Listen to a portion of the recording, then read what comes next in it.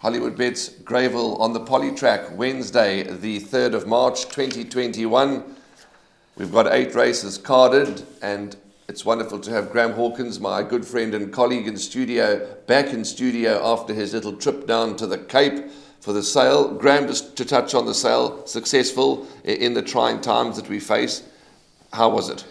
Under the circumstances, a very good sale. Lots of people there, lots of viewers, well up on 2020. Some nice horses, they got their money, and I think very encouraging, despite the fact that the industry is facing so many challenges. The second thing to touch on very quickly before we talk about race 1 on Wednesday, nice that you got off the aeroplane straight to Hollywood Bets Greyville. 2 runners, 2 places, no complaints.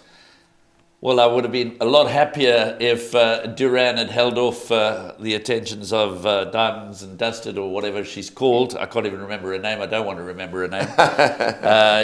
I thought he was home and dry, but another very genuine, honest run. So very happy with him. And Big Hellos, who ran 3rd. I know it was a moderate maiden, and we're not going to get ahead of ourselves. But the most exciting thing about her progress is the fact that she's starting to behave.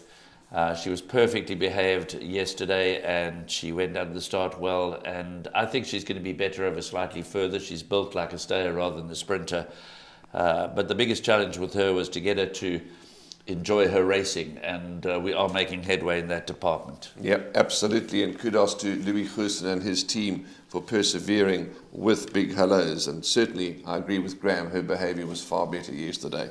Okay, race 1 on Wednesday. It's a maiden juvenile plate for the fillies over 1,200 metres, and Graham on form. There's not too much form to go by, but in saying that, number 10, Dance Milord, certainly sets the standard for me. I know she's drawn deep. She's been knocking at the door. Michael Roberts' horses have been in a good space. They're in the winner's enclosure fairly often.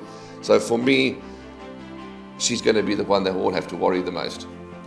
On form, there's no doubt that she's the one to beat, and has been priced up quite generously, I think, as the 3-1 second favourite. Despite the wide draw, I think there's quite a lot of value about 3-1 number 10, Dance Milord. She's certainly got many others in this race well held.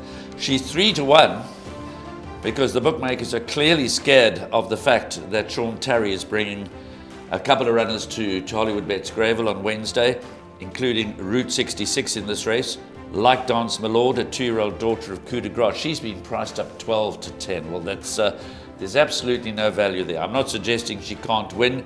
She made her debut on the 7th of January. She was a poor 4th of 5 runners, beaten 10 lengths. She could well have improved. There's almost 2 months that have gone by since number 8, Route 66, made her debut. And, she could obviously be a factor here, but there's no value in 12-10. There's quite a lot of value in number 10, Dance Milord.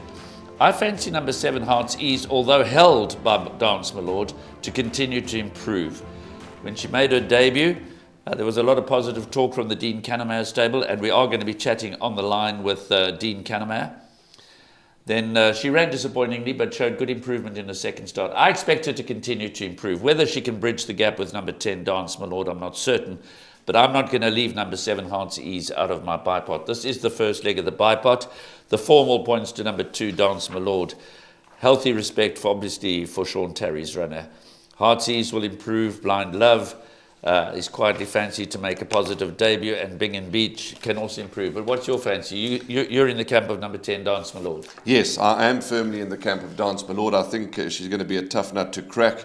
You've touched on Heart's Ease, could be a bit of value for swingers and exactors for us. Obviously, as you say, we respect Sean's Route 66. And number 9, Bing & Beach, the elusive Fort filly. And I see some of the elusive Forts sold well on the sale, so that was encouraging. Positive debut, finishing 3rd to Civil Rights. Like Heart's Ease, you're expecting Heart's Ease to continue to improve. I'm expecting Bing & Beach to improve. But to answer your question, I'm quite firm with Dance Milord. Okay, so that's the first race. It's a maiden juvenile plate for fillies over 1,200 metres, which opens up our 8-race program at Hollywood Bets Greyville on the Polytrack, Wednesday, the 3rd of March.